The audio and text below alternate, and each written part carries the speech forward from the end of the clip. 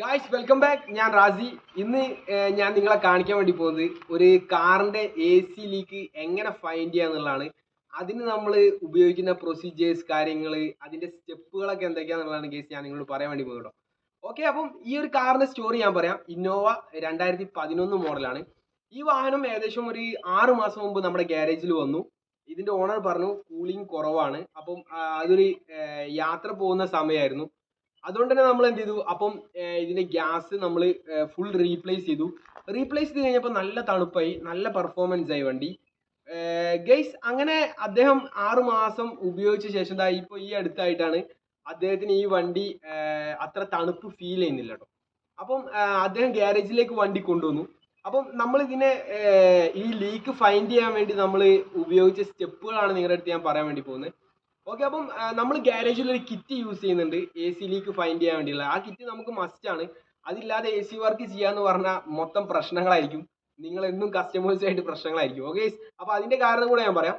Anyway guys, ഈ ഒരു വണ്ടി നമ്മൾ ആദ്യം ചെയ്ത് ഇതിലേക്ക് ഒരു 300 PSI പ്രഷർ അടിച്ചു. അതായത് 300 PSI പ്രഷർ നമ്മൾ അടിച്ച ശേഷം ഒരു 1 അവറോളം നമ്മൾ വെയിറ്റ് ചെയ്തു. 1 മണിക്കൂർ നമ്മൾ വെയിറ്റ് ചെയ്ത് കഴിഞ്ഞിട്ടും ഈ പ്രഷർ താഴേക്ക് വരുന്നില്ല കേട്ടോ. ഒരു മൈന്യൂട്ടായിട്ടൊക്കെ താഴേക്ക് വന്ന് ഓക്കെ, അത്രേ ഉള്ളൂ. നമുക്ക് അങ്ങനെ കാണാൻ പറ്റുന്നില്ല, പ്രഷർ ഡൗൺ ആവുന്നില്ല. പക്ഷെ ഇതിന്റെ ഓണർ തർപ്പിച്ച് പറയുന്നു 6 മാസം മുമ്പ് ഫില്ല് ചെയ്ത് ഇതുവരെ കിട്ടിയിരുന്നു തണുപ്പ്, പെട്ടെന്ന് ഒരു ദിവസം തണുപ്പ് പോയതാന്ന് പറഞ്ഞു. അപ്പൊ ഗൈസ്, ഞങ്ങൾ ചെയ്ത കാര്യം എന്ന് പറഞ്ഞാൽ ഇതിൽ ഗ്യാസിന്റെ ക്വാണ്ടിറ്റിയും കുറവായിരുന്നു. വണ്ടി വന്ന സമയത്ത് വളരെ കുറവാണ് ഗ്യാസിന്റെ ക്വാണ്ടിറ്റി. ഒരു 15 PSI 20 PSI അത്രയൊക്കെ ഉണ്ടായിരുന്നുള്ളൂ ഗ്യാസ് ഗൈസ്. അപ്പൊ നമ്മൾ ഫുൾ ടോട്ടലി നമ്മൾ പ്രഷർ അടിച്ചപ്പം വേറെ ഒന്നും കാണിക്കുന്നില്ല.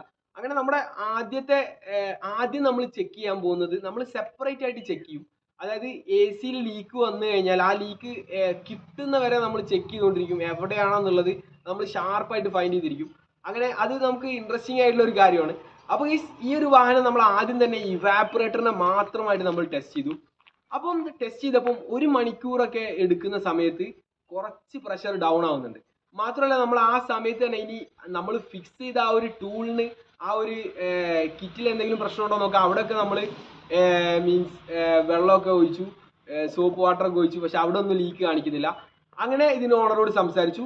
ഞങ്ങൾ ആദ്യം ഇതിന്റെ ഇവാപ്പറേറ്റർ നമ്മൾ അയച്ചു പുറത്തേക്ക് എടുത്തു.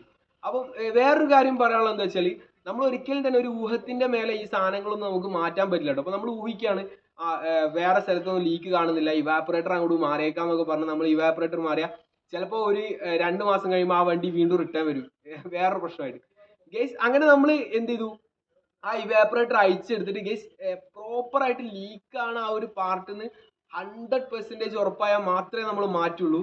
ഓക്കെ, അപ്പം ഇതിന്റെ വീഡിയോ നിങ്ങൾക്ക് കാണാം. ആ ഒരു ഇവാപ്പറേറ്റർ ഞാൻ എടുത്തിട്ട് വെള്ളത്തിൽ മുക്കുന്ന സമയത്ത് ബബിൾസ് കാണാം. മൈന്യൂട്ട് ആയിട്ടുള്ള ലീക്കാണ്.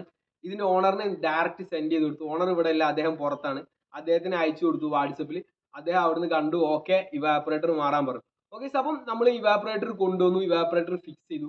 ഇനിയും ഉണ്ട്, വീണ്ടും സ്റ്റെപ്സ് ഉണ്ട്. കാരണം ഈ ലീക്കുള്ള ഇവാപ്പറേറ്റർ ഫിറ്റ് ചെയ്ത് കഴിഞ്ഞിട്ടും നമ്മൾ ഇതിലേക്ക് വീണ്ടും 300 PSI പ്രഷർ അടിക്കണം. എന്നിട്ട് നമ്മൾ വീണ്ടും ഒരു 2-3 മണിക്കൂർ വെയിറ്റ് ചെയ്യണം.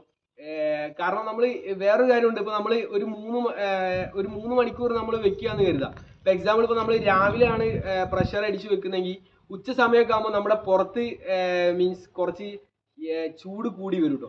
അപ്പോൾ ആ സമയത്ത് പ്രഷറിൽ ചെറിയ വേരിയേഷൻ ഒക്കെ വരും. ഓക്കെ, അതൊക്കെ നമ്മുടെ ഐഡിയയിലൂടെ നമ്മൾ മനസ്സിലാക്കണം. കാരണം പുറത്തെ ടെമ്പറേച്ചർ അകത്തെ ടെമ്പറേച്ചർ തമ്മിൽ ബന്ധമുണ്ട്. ഓക്കെ, അപ്പോൾ അങ്ങനെ നമ്മൾ 300 PSI പ്രഷർ അടിച്ചു, വീണ്ടും ചെക്ക് ചെയ്തു. അപ്പോൾ ലീക്കോ കാര്യങ്ങളൊന്നും കാണിക്കുന്നില്ല. ലാസ്റ്റ് ടെസ്റ്റ് എന്ന് പറഞ്ഞാൽ വാക്യൂം ടെസ്റ്റ് ആണ്. അങ്ങനെ നമ്മൾ വാക്യൂം ടെസ്റ്റ് ചെയ്തു.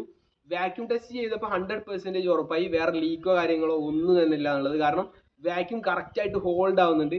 ഓക്കെ ഗൈസ്, അങ്ങനെ 100% പെർഫെക്റ്റ് ആയി. ഈ വാഹനത്തിന്റെ എല്ലാ കാര്യങ്ങളും നമ്മൾ തിരിച്ച് ഫിക്സ് ചെയ്തു, ഗ്യാസ് ലോഡ് ചെയ്തു. ഇപ്പൊ വണ്ടി ഫുള്ളി പെർഫെക്റ്റ് ആണ്. ഓക്കെ, അപ്പം നമ്മൾ പ്രോപ്പർ ആയിട്ട് ടെസ്റ്റ് ചെയ്തിട്ടാണ് നമ്മൾ ഓരോ പാർട്സും മാറുന്നതെങ്കിൽ നമ്മുടെ പൈസ നമുക്ക് ഒരുപാട് ലാഭിക്കാൻ വേണ്ടി പറ്റും. അത് മാത്രമല്ല, കുറച്ച് മുമ്പ് നമുക്ക് ഇതുപോലെ ഒരു വാഹനം വന്നിരുന്നു. അദ്ദേഹം 2 തവണ അദ്ദേഹത്തിന്റെ ഇവാപ്പറേറ്റർ മാറ്റി, കൂളിംഗ് കോയിൽ മാറ്റി. ഒരു ഗ്യാരേജിൽ നിന്ന് ഒരു പ്രാവശ്യം മാറി, വീണ്ടും കംപ്ലൈന്റ് വന്നപ്പോൾ അദ്ദേഹം ആ ഗ്യാരേജിലേക്ക് പോയില്ല, പിന്നെ വേറെ ഗ്യാരേജിലേക്ക് പോയി. അവിടെ ചെന്നപ്പോഴും പറഞ്ഞു ഇവാപ്പറേറ്റർ മാറണം. അങ്ങനെ ഇവാപ്പറേറ്റർ അവിടെയും മാറി. പക്ഷെ എന്നിട്ട് ലീക്ക് ഫൈൻഡ് ആയില്ല. അവസാനം നമ്മൾ കിറ്റ് ഉപയോഗിച്ച് ഓരോ പാർട്ട് 1 by 1 ആയിട്ട് ചെക്ക് ചെയ്തപ്പോൾ അതിന്റെ കണ്ടൻസറിലായിരുന്നു ലീക്ക് ഉണ്ടായിരുന്നത്. അതും മൈന്യൂട്ട് ആയിട്ടുള്ള ലീക്ക് ഗൈസ് എനിവേ നിങ്ങൾ വീഡിയോ ഇഷ്ടപ്പെട്ട് കഴിഞ്ഞാൽ നിങ്ങളുടെ ഫ്രണ്ട്സിനൊക്കെ ഷെയർ ചെയ്ത് കൊടുക്കുക, സബ്സ്ക്രൈബ് ചെയ്യുക. ഓക്കെ, ബെൽ ഐക്കൺ കൂടെ ക്ലിക്ക് ചെയ്യുക. Thank you for watching.